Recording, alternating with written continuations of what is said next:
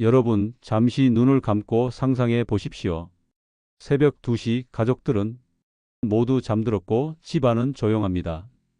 그런데 갑자기 가슴이 조여오고 숨이 막히듯 가빠지기 시작합니다. 마치 돌덩이가 가슴을 눌러오는 듯한 통증, 식은 땀이 흐르고 왼팔과 턱 끝까지 묘한 통증이 퍼집니다. 이게 뭐지? 그냥 소화불량일까? 그 순간 당신은 깨닫게 됩니다. 이건 심장입니다. 그리고 지금 나는 혼자입니다. 이런 상황 절대 드문 일이 아닙니다. 제가 45년간 의사로 일하면서 수많은 환자를 만났습니다. 그중 가장 안타까운 사례는 조금만 더 빨리 대처했더라면, 정확한 방법을 알고만 있었더라면 살 수 있었던 분들이 너무도 많았다는 것입니다. 특히 60대, 70대 어르신 여러분, 지금 혼자 사시는 분들 많으시지요? 자녀들은 멀리 있고 이웃과 연락도 뜸해진 요즘, 갑작스럽게 심장에 문제가 생긴다면 누구도 곁에 없을 수 있습니다. 바로 그럴 때 혼자서도 생명을 지킬 수 있는 7단계 비밀 생존법을 오늘 저와 함께 하나씩 배워보시겠습니다. 이 영상에서 알려드리는 방법은 책이나 인터넷에서 쉽게 찾을 수 없는 제가 45년 현장 경험을 통해 수백 명의 생명을 살리며 검증한 진짜 노하우입니다. 서울대 병원에서 35년을 근무하며 쌓은 의학 지식과 시니어 건강 강의를 통해 수천 명에게 전했던 실제 효과가 입증된 대처법입니다. 그리고 이건 단순한 의학 지식이 아닙니다. 누군가의 생명을 살릴 수 있는 지혜, 그리고 당신의 가족이 갑작스러운 위기에서 나를 살릴 수 있는 준비입니다. 지금 바로 좋아요와 무료 구독 버튼을 눌러주세요. 이 영상은 단지 당신 한 사람만을 위한 것이 아닙니다. 우리 부모님, 배우자, 친구, 이웃 모두를 위한 생명의 나침반이 될 수 있습니다. 가슴이 두근거리고 손끝이 저릿해지는 그 순간, 바로 오늘 배운 이 7가지 행동이 여러분의 생명을 지켜줄 것입니다. 이제 우리의 삶에서 가장 소중한 것, 바로 심장을 지키는 방법을 함께 알아보겠습니다. 준비되셨나요? 지금부터 제가 전해드리는 7단계 생존 행동법을 들으시고 당신의 생명뿐 아니라 사랑하는 사람들이 미래까지도 바꿀 수 있는 준비를 시작해 봅시다.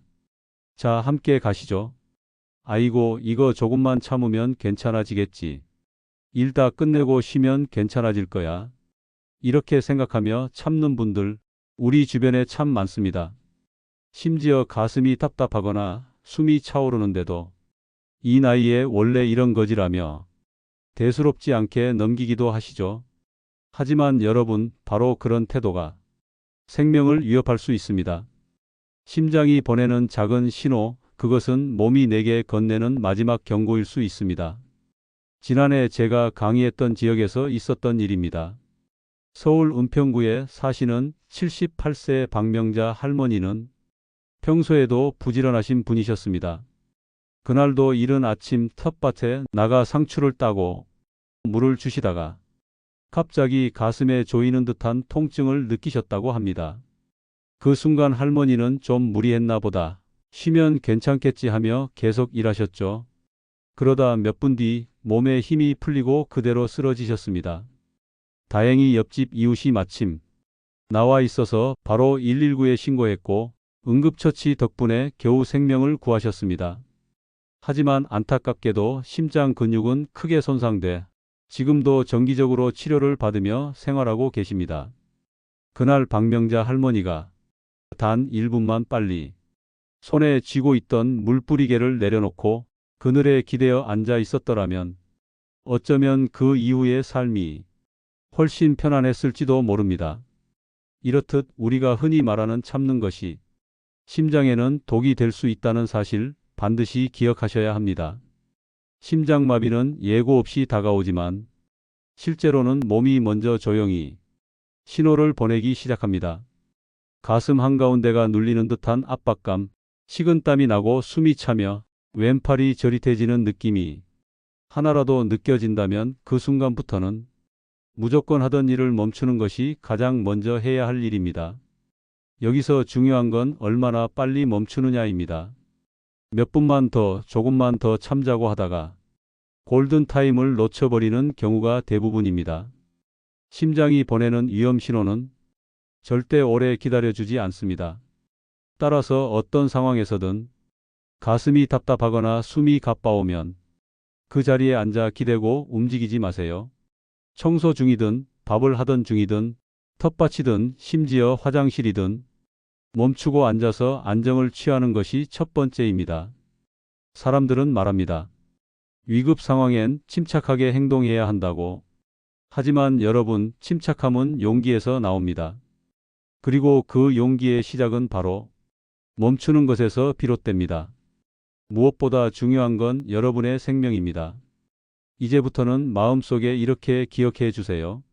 가슴이 이상하면 움직이지 말고 멈춘다. 심장이 불편하면 가장 먼저 쉬는 자세를 취한다. 이 단순한 원칙 하나가 당신의 생명을 지켜줄 수 있습니다. 멈추는 것이야말로 가장 빠르고 정확한 응급처치입니다. 여러분, 기억해 주세요. 심장이 보낸 신호에 가장 먼저 응답해야 하는 사람은 바로 나 자신입니다. 여러분, 혹시 이렇게 생각해 보신 적 있으신가요? 아스피린 한 알이 사람을 살릴 수 있다고. 누군가는 말도 안 된다고 할지 모르지만 저는 수없이 많은 현장에서 그 기적을 실제로 봐왔습니다. 아스피린은 단순한 진통제가 아닙니다. 우리가 평소에 감기 기운 있을 때나 머리가 아플 때 한두 알쯤 먹어보셨을 겁니다. 하지만 심장마비가 왔을 때 이 아스피린 한 알이 심장 근육을 살리고 생명을 지키는 결정적인 역할을 할 수 있습니다. 왜 그럴까요? 심장마비는 대부분 심장혈관이 막히면서 발생합니다. 이 혈관을 막는 것은 피 속의 혈전, 즉 혈액 덩어리입니다. 아스피린은 바로 이 혈전을 녹여주는 역할을 합니다. 혈관 속 피의 흐름을 다시 뚫어주는 것이지요. 72세 김철수 어르신의 이야기를 들려드릴게요. 김철수 어르신은 평소에 고혈압과 고지혈증이 있었지만 특별히 심장에 이상이 있다고는 느끼지 않으셨습니다. 그런데 어느 날 버스 안에서 갑자기 가슴이 답답하고 왼팔이 저릿해지면서 식은땀이 흐르기 시작했습니다. 그 순간 김 어르신은 가방 속에서 아스피린 하나를 꺼내 천천히 꼭꼭 씹어서 드셨습니다. 그 결과는 어땠을까요? 병원에 도착해 검사를 받은 결과 심장 근육의 손상이 40%나 줄어들었다는 소견을 들으셨습니다. 의사인 저도 놀랐습니다. 그 한 알의 효과는 단순한 약의 기능을 넘어 김 어르신의 생명을 지켜준 시간 벌기였습니다. 여기서 중요한 것은 복용 방법입니다. 아스피린은 그냥 삼키지 마시고 반드시 씹어서 드셔야 합니다. 씹을수록 약의 성분이 더 빠르게 흡수되고 막힌 혈관에 더 신속히 작용하게 됩니다. 이쯤에서 이런 질문 하시는 분들 많습니다. 아스피린은 위장에 안 좋다고 하던데요? 맞습니다. 평소 위장 질환이 있으신 분들은 조심해야 합니다. 하지만 응급 상황에서 단 한 알 정도는 목숨을 살릴 만큼 중요합니다. 그 정도는 대부분의 분들이 큰 문제 없이 드실 수 있습니다. 그래도 불안하시다면 평소에 주치의와 상담하시고 비상시에 복용 가능한지를 확인해 두시는 게 좋습니다. 또 한 가지 중요한 팁을 드릴까? 아스피린은 반드시 쉽게 꺼낼 수 있는 곳에 두셔야 합니다.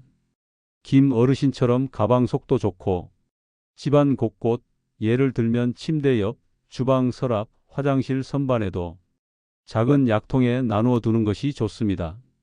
실제로 부산에 사시는 78세 이정웅 할아버지는 심장마비가 화장실에서 왔을 때 바로 손이 닿는 곳에 있던 아스피린을 꺼내 그 자리에서 씹어 드시고 목숨을 구하셨습니다.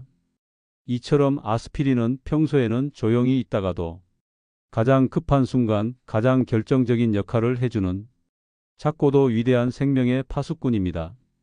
혹시 집에 아스피린이 없다면 오늘 영상이 끝나자마자 약국에 들러 하나 준비해 두시기를 권해드립니다. 그리고 반드시 무코팅 일반 아스피린으로 준비해 주세요. 코팅된 약은 흡수가 느려 응급시엔 적합하지 않습니다. 그리고 마지막으로 아스피린을 어디에 두었는지 가족들과도 꼭 공유해 주세요. 혼자 사시는 분이라면 냉장고나 현관 근처에 비상약 위치를 표시한 종이를 붙여두는 것도 좋은 방법입니다.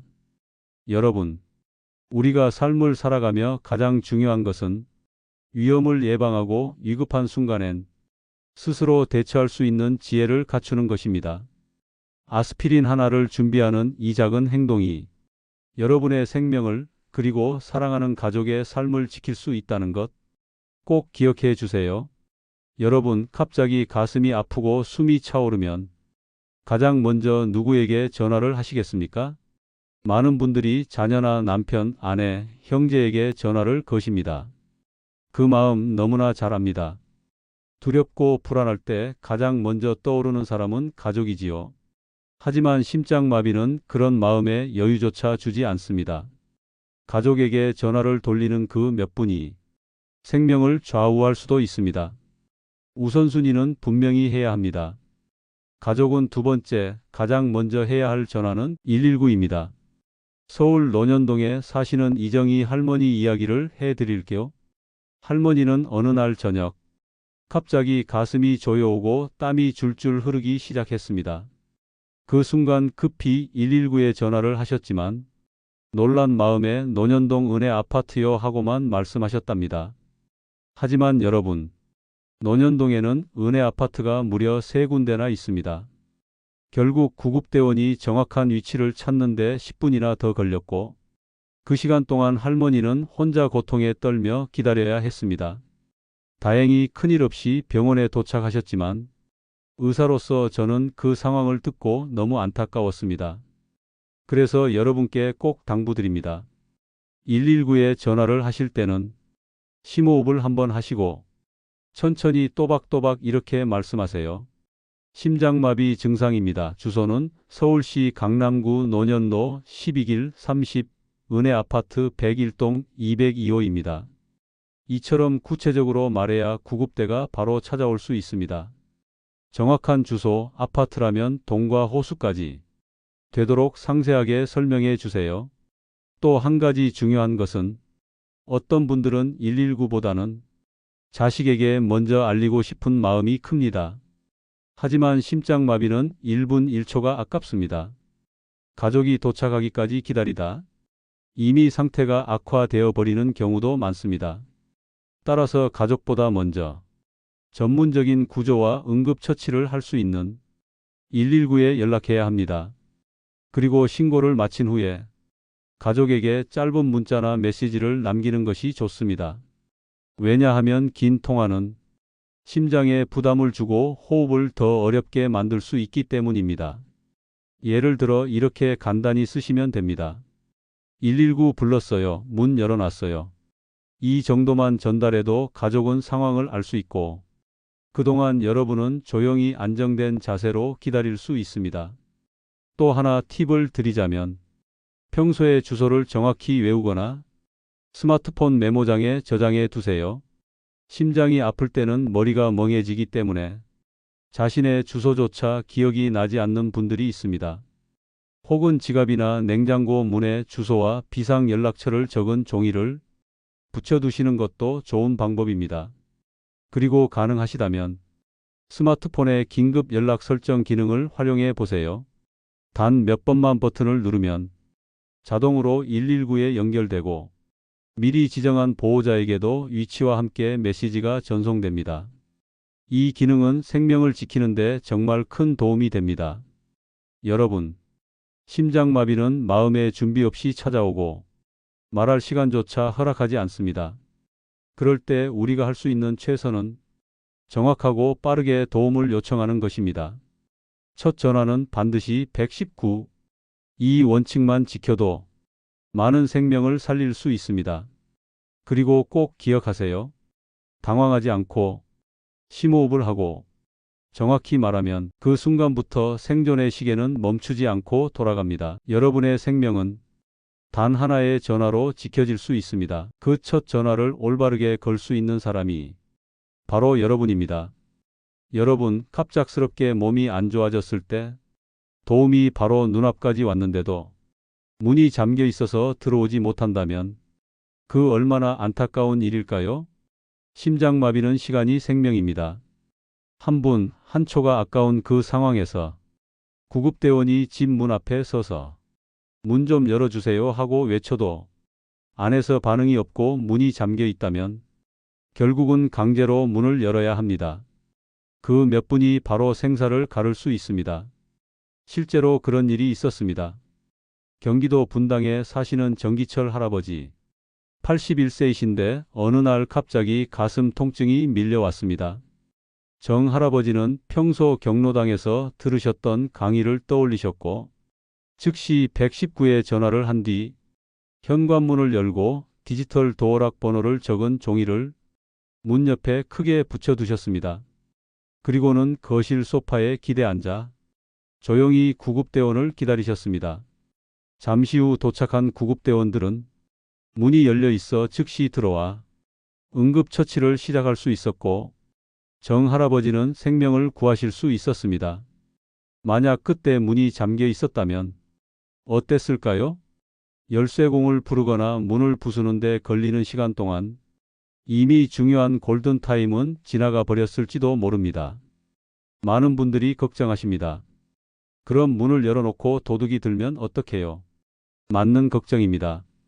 하지만 그 짧은 시간 동안 도둑이 들어올 확률보다 심장마비로 생명을 잃을 확률이 훨씬 더 높다는 것을 기억해 주세요. 게다가 문을 열어놓더라도 누가 보더라도 이상한 상황이 느껴지는, 예를 들어 문 앞에 응급상황 119 출동 중 이라는 문구가 적힌 종이를 붙여두면 이웃들도 이해할 수 있고 구급대원들도 쉽게 문을 찾을 수 있습니다. 여기서 중요한 포인트는 현관문만 열어두는 것이 아니라 디지털 도어락을 사용하시는 분이라면 비밀번호를 적어둘 종이도 함께 준비하는 것입니다. 지갑 속에 적어두시거나 현관문 옆 좌석 클립에 붙여두면 좋습니다. 서울 노원구에 사시는 최영자 할머니의 경우는 현관 옆 벽에 응급상황 시 도어락 비밀번호라고 적힌 봉투를 테이프로 붙여두셨습니다. 그 안에는 비밀번호와 가족 연락처, 그리고 아스피린 위치까지 꼼꼼하게 적힌 메모가 들어 있었습니다. 실제로 할머니께서 쓰러지셨을 때 요양보호사가 그 봉투를 보고 빠르게 대응할 수 있었고 의사들도 그 대처 덕분에 생명을 구할 수 있었다고 평가했습니다. 여러분, 현관문을 여는 일, 작은 일 같지만 그 안에는 큰 생명력이 담겨 있습니다. 심장이 멎을 위기의 순간 우리 몸은 더 이상 스스로 움직일 수 없을지도 모릅니다. 그럴 때 외부에서 바로 들어올 수 있는 통로, 그 하나가 열려 있느냐 닫혀 있느냐에 따라 결과는 하늘과 땅 차이가 날 수 있습니다. 그래서 저는 말씀드립니다. 혹시 가슴에 이상 신호가 왔다면 119에 전화를 건 다음 가장 먼저 하실 일 중 하나가 바로 현관문을 열어두는 것입니다. 그리고 가능하시다면 그걸 가족들과도 함께 공유하세요. 엄마 아빠가 응급 상황 오면 이렇게 할게. 문 열어두고 도어락 번호 종이에 써서 붙일게. 이렇게 말씀해 두시면 가족도 안심하고 여러분 스스로도 준비된 마음을 가질 수 있습니다. 심장마비는 기다려주지 않습니다. 문이 잠겨 있다고 기회를 다시 주지 않습니다. 그렇기 때문에 이 단순한 행동 하나, 현관문을 여는 이 작은 실천이 당신의 생명을 살릴 수 있습니다. 지금부터라도 문 옆에 작은 봉투 하나 준비해 두세요. 비밀번호와 보호자 연락처, 그리고 아스피린 위치만 적어 두셔도 충분합니다. 당신이 혼자 계실 때 그 문 하나가 세상과 당신을 이어주는 다리가 되어줄 것입니다. 그리고 잊지 마세요. 골든타임은 문턱에서 멈추는 것이 아니라 문이 열려 있을 때부터 시작됩니다. 여러분, 숨이 가쁘고 가슴이 답답할 때 제일 먼저 어떤 자세를 취하게 되시나요? 많은 분들이 몸을 똑바로 눕거나 바닥에 털썩 주저앉게 됩니다. 그런데 그 자세가 오히려 심장에 더 부담을 줄 수 있다는 사실 혹시 알고 계셨나요? 심장마비가 의심되는 상황에서 우리 몸은 이미 많은 에너지를 쓰고 있습니다. 심장은 피를 돌리느라 애쓰고 있고 숨은 점점 더 가빠지며 불안감은 올라갑니다. 이때 몸을 완전히 누이면 심장에 피가 몰리면서 압박이 더 심해질 수 있습니다.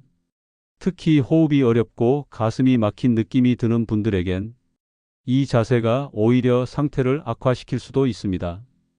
그래서 오늘 알려드릴 자세는 바로 상체는 반쯤 일으키고 다리는 살짝 올려주는 자세입니다. 소파에 기대어 앉듯이 상체를 약 45도 정도 세우고 작은 방석이나 쿠션을 다리 아래에 받쳐서 혈액이 위로 잘 흐르도록 돕는 것입니다. 이 자세는 심장의 부담을 줄이고 폐를 눌러 숨쉬기 어렵게 만드는 압력을 덜어줍니다. 또한 다리를 살짝 올려주는 것은 몸 아래에 고여있는 피를 위로 끌어올리는 데 효과적입니다. 결국 이 두 가지가 만나 심장이 일시적으로 회복할 시간을 벌게 되는 것이지요. 경기도 부천에 사시는 최영순 할머니의 이야기를 들려드릴게요. 할머니는 어느 날 저녁 식사를 마치고 쉬고 계시던 중 갑자기 가슴에 조이는 듯한 통증과 함께 숨이 막히는 느낌을 받으셨습니다. 그 순간 머릿속에 떠오른 것은 예전에 들었던 건강 강의 내용이었습니다. 바로 지금 말씀드리는 이 자세였지요. 할머니는 천천히 소파에 기대어 앉고 옆에 있던 쿠션을 무릎 아래에 받쳐 다리를 살짝 올렸습니다. 그리고는 깊게 숨을 쉬며 천천히 안정을 찾으려 노력하셨습니다.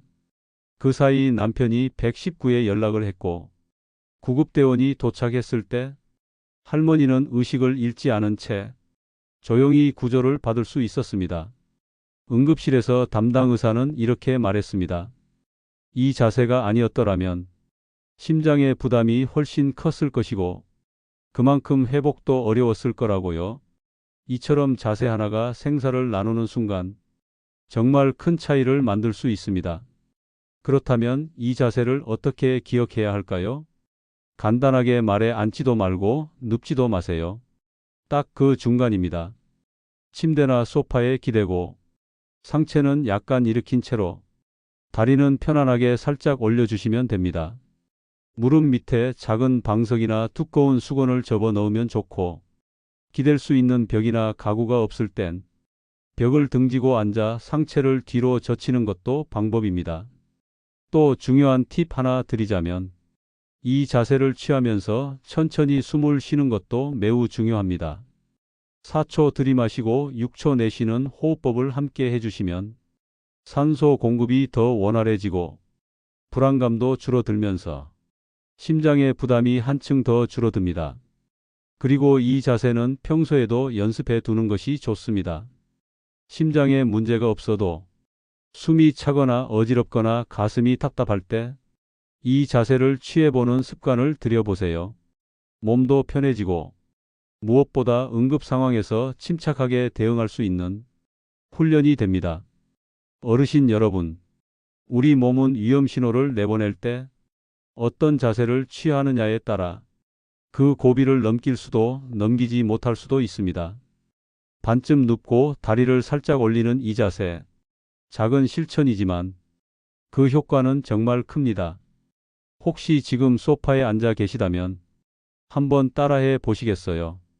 등을 기대고 다리를 쿠션 위에 살짝 올려보세요. 어떤가요? 조금 더 편안하고 안정된 느낌이 들지 않으시나요? 이 느낌을 기억해 주세요. 그리고 나중에 혹시 모를 상황이 왔을 때 바로 이 자세를 취할 수 있도록 머릿속에 꼭 새겨두시길 바랍니다. 생명을 지키는 자세는 크게 움직일 필요도 힘을 낼 필요도 없습니다. 다만 알고 있느냐 모르고 있느냐의 차이일 뿐입니다. 오늘 이 이야기를 들으신 여러분은 이미 그 중요한 차이를 알고 계시는 분들입니다. 여러분, 몸이 아파오고 가슴이 조여오는 그 순간 가장 먼저 생각나는 사람은 누구인가요? 아들일 수도 있고 딸일 수도 있고 혹은 옆집 사는 친구일 수도 있겠지요. 그런데 이런 급박한 상황에서 우리가 가장 흔히 하는 실수가 있습니다. 바로 전화를 길게 하는 겁니다. 불안하고 무서운 그 순간, 사람들은 누군가의 목소리를 듣고 싶어 하죠. 그래서 자식에게, 남편이나 아내에게 혹은 친구에게 전화를 겁니다. 그런데 말입니다. 그 긴 통화가 오히려 심장에 더 큰 부담을 줄 수 있다는 사실, 생각해 보신 적 있으신가요? 전화를 하면 숨을 쉬며 말을 해야 하고 상대방의 질문에 대답해야 하죠.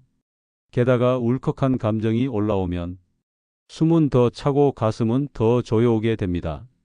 이렇게 긴 통화는 심장마비 증상이 악화되는 직접적인 원인이 될 수 있습니다. 그래서 오늘 제가 드리는 조언은 아주 간단합니다. 심장에 문제가 느껴질 때는 전화보다는 문자로 짧게 알려주세요.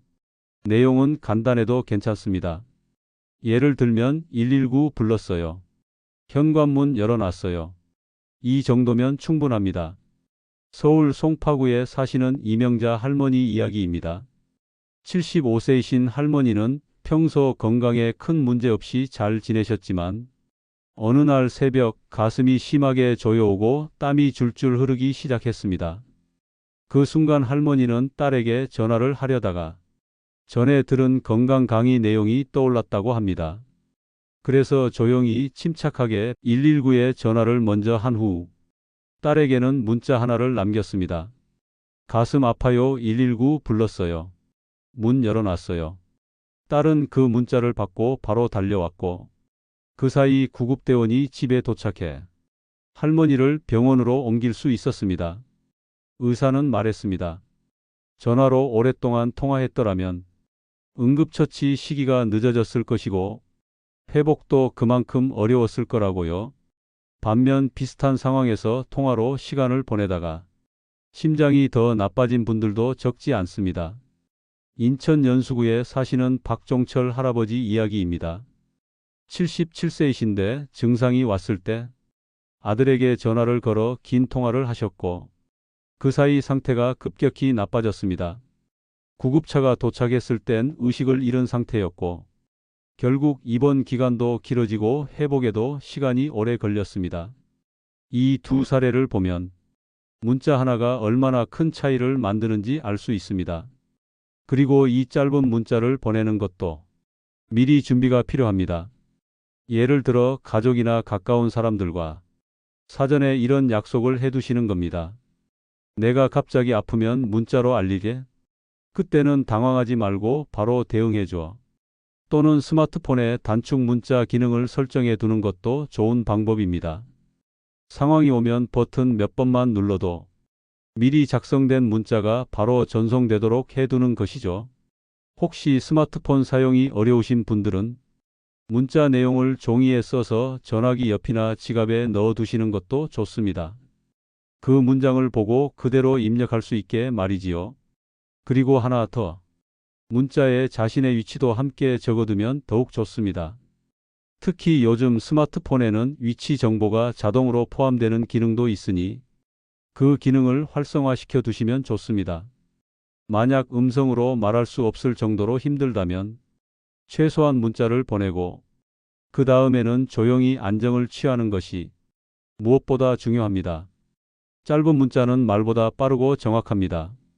말은 감정이 섞이고 길어지기 쉽지만 문자는 필요한 정보만 전할 수 있기 때문에 응급 상황에서는 훨씬 효과적인 방법이 됩니다.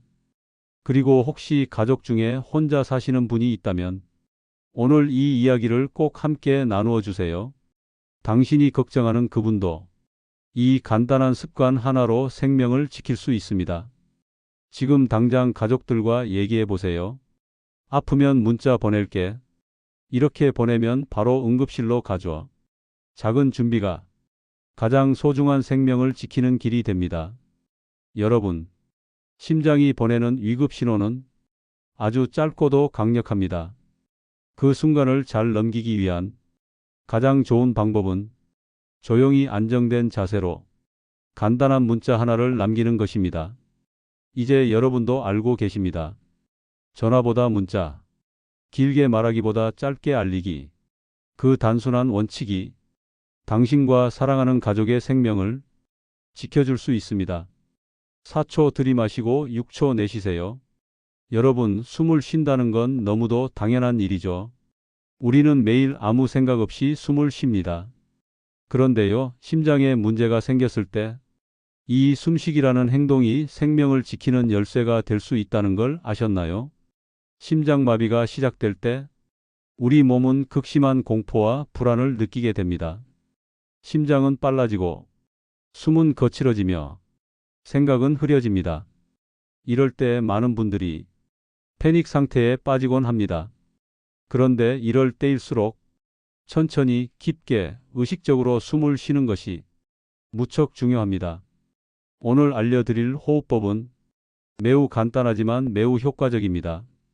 바로 4초 동안 천천히 숨을 들이마시고 6초 동안 길게 내쉬는 것입니다.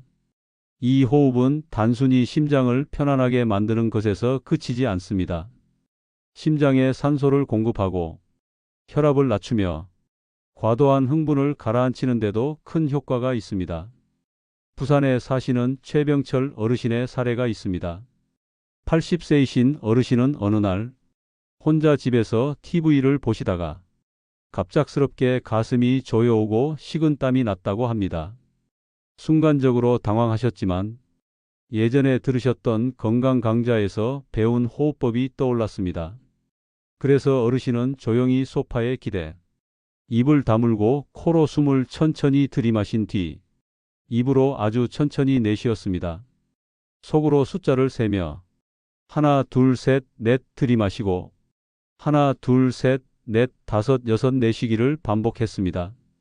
그 결과 어지럼증이 조금씩 가라앉았고 숨도 점차 편안해졌다고 합니다. 곧바로 119를 부르고 무사히 병원에 도착해 큰 문제 없이 회복하실 수 있었습니다. 의사는 말했습니다. 그 짧은 시간 단 몇 분의 호흡법이 심장 손상을 30%나 줄였다고요. 이처럼 올바른 호흡은 위기 상황에서 몸의 균형을 다시 잡는 데 큰 역할을 합니다. 자, 그러면 어떻게 호흡해야 할까요? 우선 자세는 편안한 상태에서 하는 것이 좋습니다. 소파에 기대거나 벽에 등을 붙이고 앉아도 괜찮습니다. 입을 다물고 코로 천천히 4초 동안 숨을 들이마십니다. 이때 배가 부풀어 오르는 느낌이 들면 잘하고 계신 겁니다. 그리고 입을 살짝 벌려 6초 동안 아주 천천히 숨을 내쉽니다. 마치 촛불을 끄듯이 부드럽고 천천히요.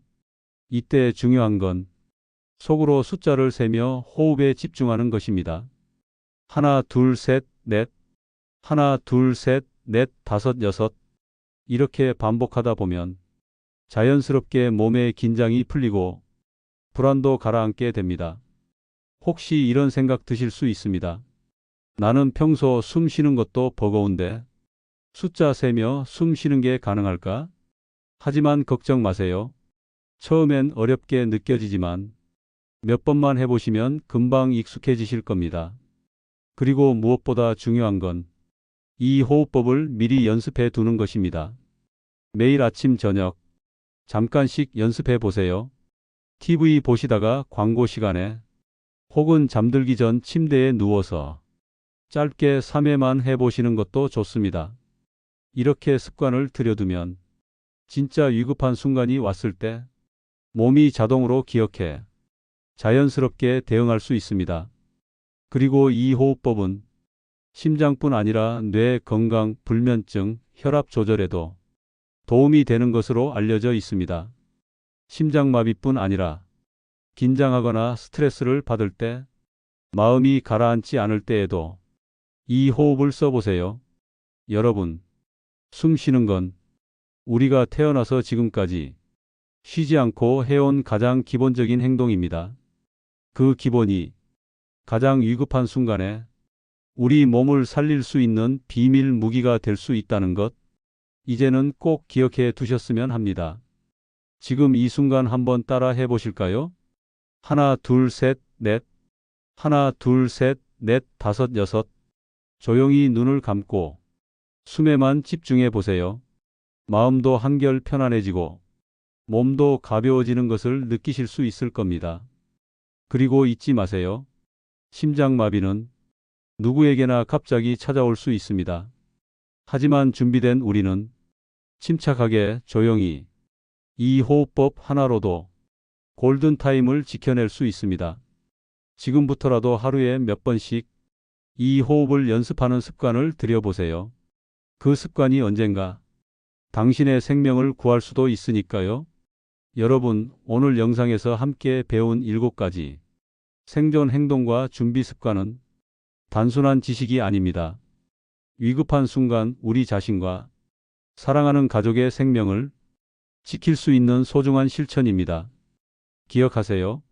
심장마비는 예고 없이 오지만 준비된 사람은 침착하게 대처할 수 있습니다.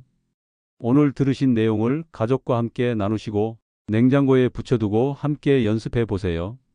그 작은 준비가 큰 기적을 만들어냅니다. 여러분의 건강하고 안전한 삶을 늘 응원합니다. 감사합니다.